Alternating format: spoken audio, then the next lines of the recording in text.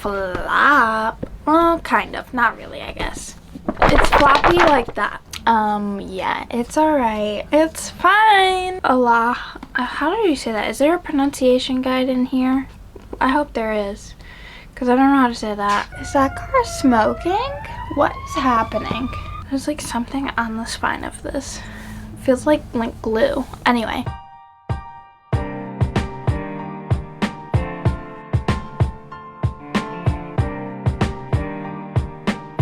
Hi, hello, and good evening. Welcome back to my channel. If you're new here, then hi, I'm Helena.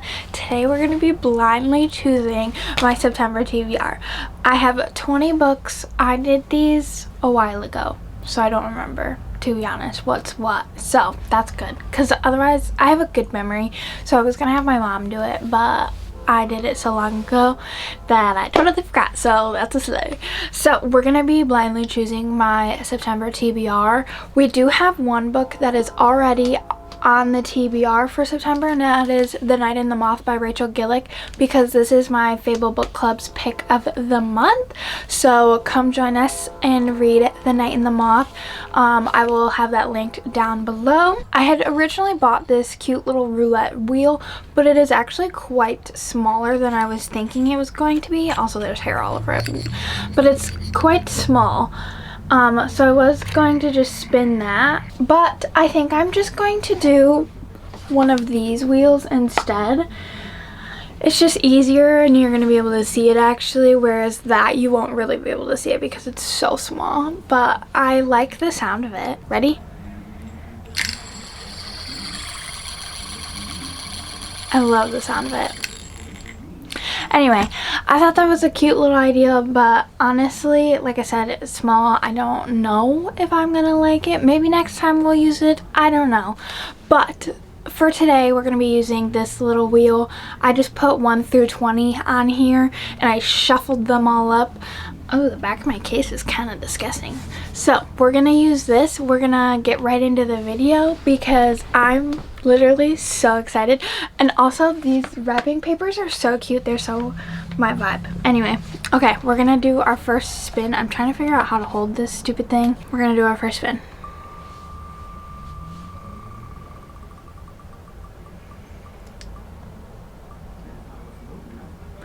What do we get? Number 4 right here. Okay, yeah, these are the cute little wrapping papers that I used. This is the dark one. So, okay, let's see what number 4 is. I don't want to rip the paper because it's cute and I want to use it again, but also I need to just open it, you know? It's fine. I have more, so I can just, okay, what is it? Metal Slinger! Oh my god, okay. I have been excited to read this because I just have been seeing it all over the place. Okay, you know what? I'm just going to start reading the back of these to you guys. We're going to find out together what these books are about, so why not? Okay, let's go. Okay, so Metal Slingers says, even though she's not one of them, Bryn has spent her life among the I don't know how to say that. Anyway, training to be a guard and waiting for the chance to attend the annual market hosted by the Kenta, the very same people who exiled her adopted community to a life at sea. Oh, okay. Going to the market is a rite of passage eagerly anticipated by all young guards, but Bryn does not anticipate breaking a century-long peace treaty while there, nor does she plan for the intense encounter with an enemy soldier that now threatens to unwind the fragile coexistence between their people and everything Bryn once believed about herself to be true. Bryn's loyalty to the Alaha, I don't know if I'm saying that right, so don't judge, is tested when the truth of who she is brought to light by this soldier who's taken an oath to bring her back to where she belongs. Narrowly escaping death on the violent high seas, Bryn's connection to the Alaha is further tested when she learns about the world of magic she's been denied. She was once certain of her fate and where she belonged, but the dark, knowing eyes of this stranger have her questioning everything, including her heart. Packed with knife fights and seafaring adventure, Metal Slinger is the smash hit start to their romantic fantasy fire and metal duology.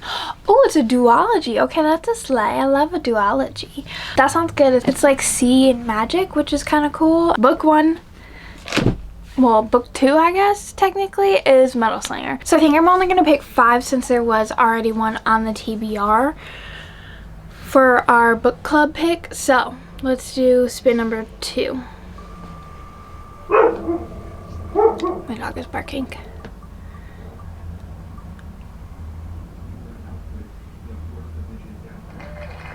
What did we get? 18. Oh, she's right here. Okay, and then yeah, this is the white paper. I think it's the same. Oh no, it's a little different. Yeah, it's a little different. But it's cute. Well, is it different or is it the same? No, it's the same. I thought they were different. I don't know. It's okay. We're fine. I wrapped these nice and good, I'm not gonna lie. This is my first time blindly choosing my TBR, and I'm actually so excited. Okay. Kiss of the Basilisk. Yes. Yeah, I've heard some things about this one. This is the Basilisk. We're just gonna read the back. Tem couldn't imagine a stranger duo. The formidable Basilisk and the human prince, both powerful in their own right, but they couldn't be more different from each other. Wait, do we have a little love triangle in this? Okay, hold on. Okay. 20-year-old Temperance Verus, I don't know if I said her last name right, has never been kissed, but that's what the Basilisk is for. Along with 13 other contestants, Tem must train with a Basilisk to learn the power of seduction and win the prince's hand in marriage. When Tem is matched with Caspin, the Serpent King, she realizes she might actually stand a chance. But with tensions rising between the Basilisks and the humans, Tem is suddenly torn in 2 directions. As her bond with Caspin deepens, so does her connection with the prince. When she uncovers a terrible secret about the royal family, Tem finds herself caught between 2 worlds, neither of which she can survive without. Okay, yeah, so that's a love triangle. Okay, wait. I'm so excited. Okay, that sounds actually so good. We're gonna do our 3rd one. Let's go. This is a good TBR so far, I'm not gonna lie.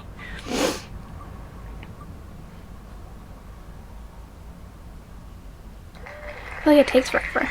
7. Wow. Okay, number 7. Also a white cover. Okay, I'm like, where? Oh my gosh. I freaking wrapped these well. That's for sure. Wait, I think I know what this is. What? Wait, shut up. Wait, shut up. Wait, shut up. Got a Malice. Okay, wait, shut up. Okay, we'll read the back. Okay. Don't romanticize me or you'll be eaten alive. Okay, wait, okay. I've been so excited to read this series and start this series. I've heard that it's so good, but also dark, and I love me a good dark romance. Okay. Killian Carson is a predator wrapped in sophisticated charm. He's cold-blooded, manipulative, and vicious, though his charisma and intelligence fool everyone. Glyndon, I don't know if I said that right, sees right through him. She sees the psychopath within, and though her brain tells her to run, there's a secret path of her that knows the monster will only chase her, and she may want to get caught. Wait, no, yeah, I've heard that there's a good chase scene in this, so, okay, that makes sense. Glyndon, I don't know if I'm saying that right, King has never felt like anyone's favorite. Her mother and brother are the artistic talents in the family, and she knows she will never live up to anyone's expectation. But Killian, he has no expectations except that she is now his. It doesn't matter that their schools are rivals or that their families have been enemies since before they were born. Their possessive, all-consuming desire may be able to drown out everything else. But can two people with broken souls truly repair the broken parts of each other's psyche? Can their dark and sinful desire overcome their history? When it turns out those parts are most disturbingly intertwined than they thought, they may come out stronger, or it may be their unraveling. Okay, wait. We have rivals to lovers? Shut up. That is like the best. That is... And I know that there's a chase scene in this, and yeah. That was a good pick. I'm so excited for that. Okay, wait. I'm so excited for this, actually. I'm so excited. This is shaping up to be a really good TBR. And I love spooky time. Okay, September is spooky time for me, okay? September is like the start of spooky time for me. And for a lot of people. But anyway, I love me a good dark romance in the spooky season. It's just like the perfect time for dark romance reads. Okay, let's do our fourth pick. So we only have this one and one more. Don't mind the ad that just popped up. Anyway.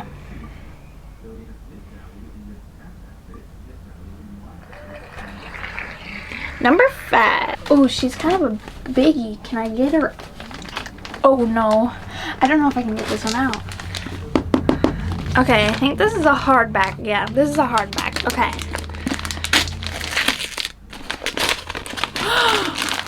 Oh, I don't get it. I'm so excited for this book. A Dance of Lies by Brittany Arena. Okay, wait. This one I'm so excited for. I've been seeing this all over, plus I've been seeing some of my favorite YouTubers who have similar taste as I do reading this and giving it like 5-6 stars, so I'm literally so excited. Okay, let's read. A dancer turned spy must decide how far she will go to secure her freedom. My protector is gone, revealed to be a monster, but I remind myself that I am not a damsel. I am no princess bound within a tower. I am a shadow. Vasily? I don't know if I said that right. Again, I'm not great with names, you guys, okay? So don't judge any of the names that I say. Just tell me how to say them properly. Okay. Was once a dancer in King Ilian's court until he framed her for murder. Barely surviving her 2 years in the dungeon, she suddenly called to face her king. He offers her a deal. Become his spy at the 6-week royal gathering and he'll grant her freedom. As Ilian's orders grow bloody and dangerous, forcing her to harm and betray those around her, Vasily discovers that the monster she serves may be aligned with a bigger monster, one far closer to home. With her world threatened, Vasily enlists the help of Ilian's brother and greatest adversary, the infamous King of the East. As the rivalry between brothers escalates with Vasily caught in the middle, the horrifying truth of her past comes to light. If she wants to survive, she must decide who to trust, who to fight for, and how much of her soul she's willing to damn in the process. Let's do our last pick. Let's do our last little spinny. Not the ad again. Anyway.